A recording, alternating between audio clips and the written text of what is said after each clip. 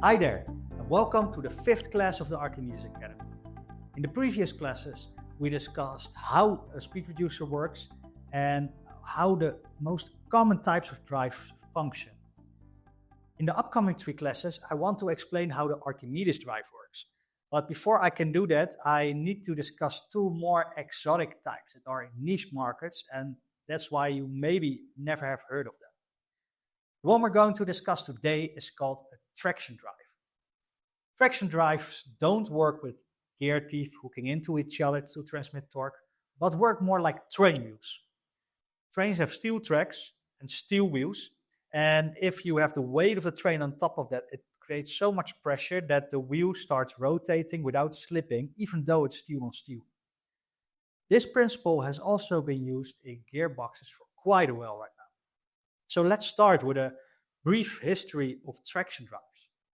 It started in the 1870s. It was a time where the Industrial Revolution was still taking place.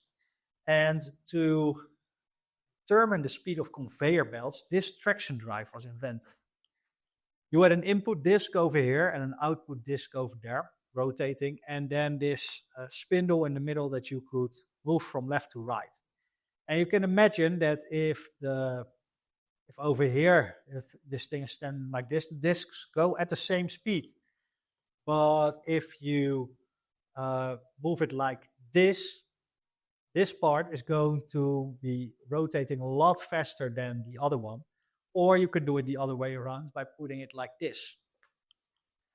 This was a more commonly used conveyor belt speed controller, but that was pretty much the only use case until cars came into existence and were already on the market. Because in the 20s and 30s, people realized there are disadvantages to using gears. So they thought, let's try to build cars with traction drives. And they did. But in the end, they found that still you could get the best performance at the time with geared speed reducers. So this concept went into the fridge until somewhere in the 70s, where NASA did a project for creating a new type of drive.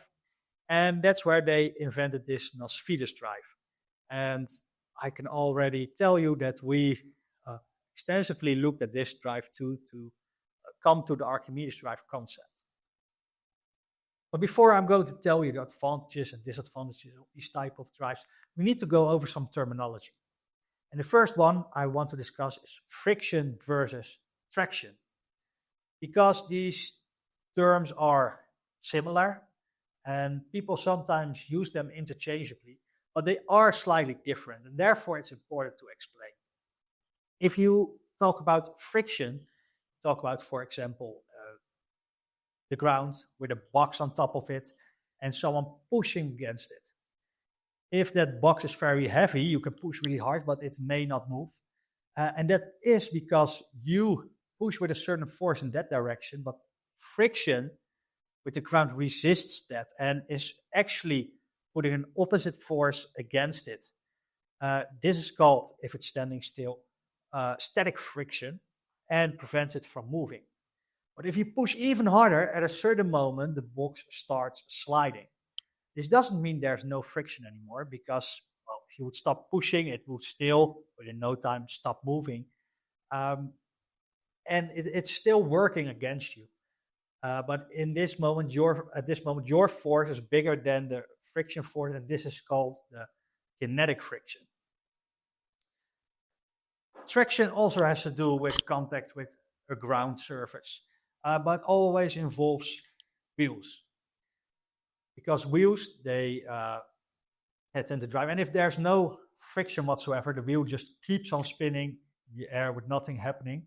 There are cases like if you have a very slippery surface like ice and you accelerate really fast, then there's also not enough friction to do anything, and it just slips at the place. But in most circumstances, when the wheel touches the ground, something happens. If I rotate it like this, over here there's a force in that direction, and the ground tries to resist that and puts a force opposite, in this direction, the friction force.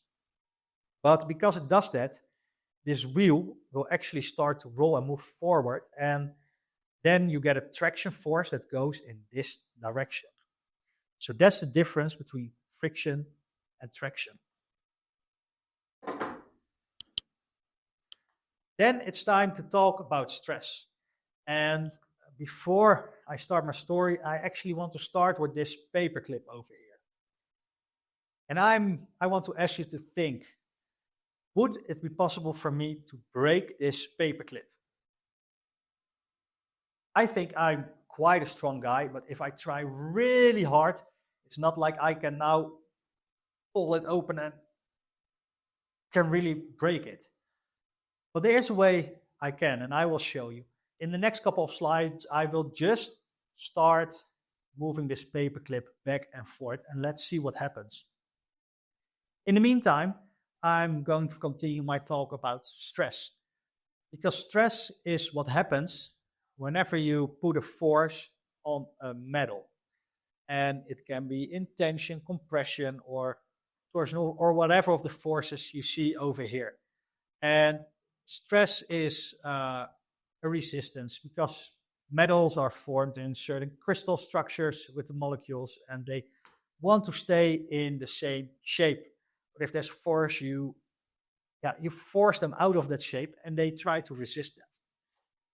The stress can be calculated by the force in this hanging weight. It's the weight divided by the cross-sectional area over here. And there's also another form of stress that's quite important for traction mechanisms, and that's the Hertzian contact stress.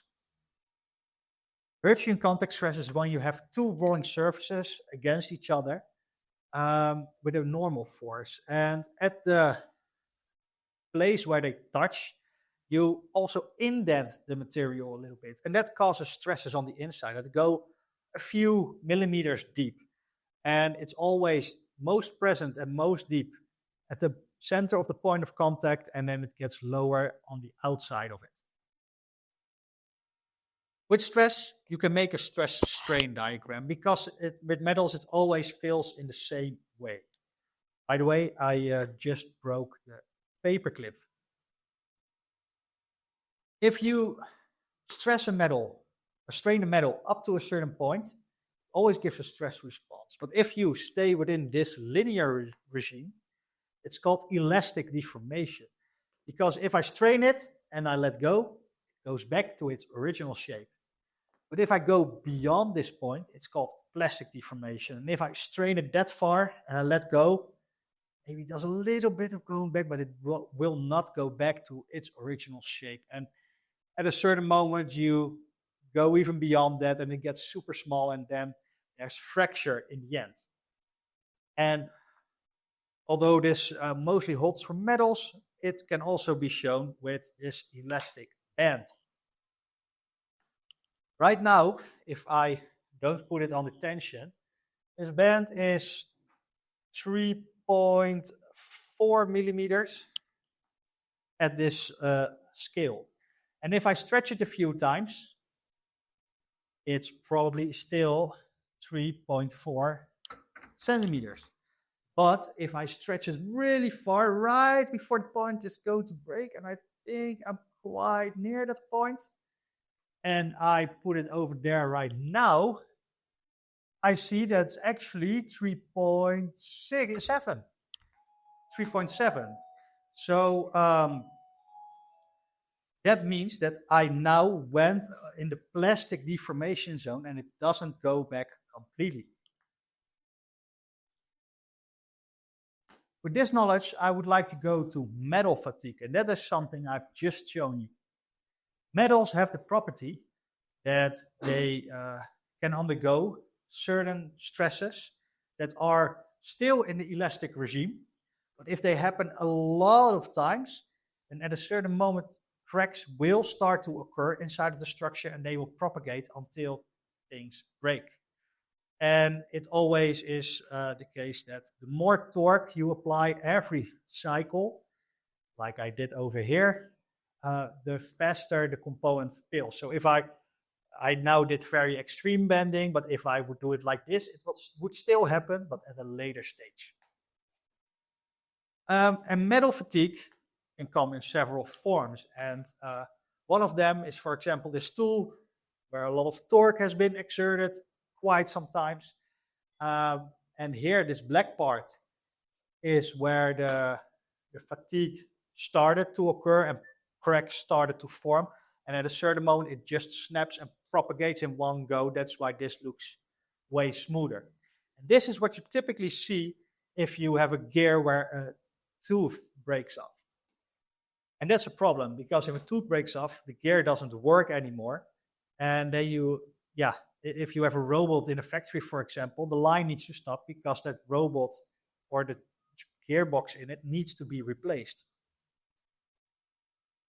If you have traction, it looks different, because with traction, it's mostly the Hertzian contact stress that have an impact from the rolling every time on top of each other. And every time a roller comes over the surface, you have that stress at that certain depth. And typically those stresses start very deep, and at a certain moment, cracks start to come to the surface. They propagate, and this is how it starts, and in the end, it can look like this. And that's pretty similar to hugging your parents as a child. You know, the function you want to get out of it is you want to feel the warmth, the love, and just feel nice. And if you hug your mom, it's just that. But then you're going to hug your dad, who didn't shave for 2 days, and his beard's all stingy, and it still works. You still have the warmth, you still have the love, but for your skin, it's not very great. It actually even affects it maybe because it's so rough. And that's what you also see in this. That it still works, but the quality isn't as high. And this is interesting for people, because if this starts to occur as a user, you can see this. You see the performance going down, but you can still continue. And that's nice because you can schedule maintenance or replacement of a component, because you know in advance that's already deteriorating. So now we know all this, the advantages and disadvantages of a traction drive.